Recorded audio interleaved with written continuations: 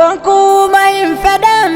bahuu kan koo biyyaa mindaa gaarii rabbiin irraa abdatanii jaalala qur'aanaaf jecha na laatanii jaalala qur'aanaaf jecha na laatanii najibbanii miti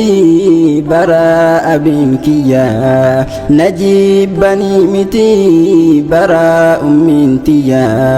akkan tahuudhaa fi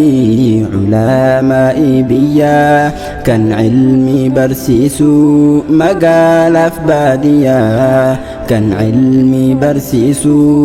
magaalaaf baadiyyaa. Qur'aan Qur'aan Qur'aan Qur'aan Qur'aan Qur'aan Qur'aan Qur'aan Qur'aana baruuf biyya kan koraa deemee fagaadhee bahee tanjoora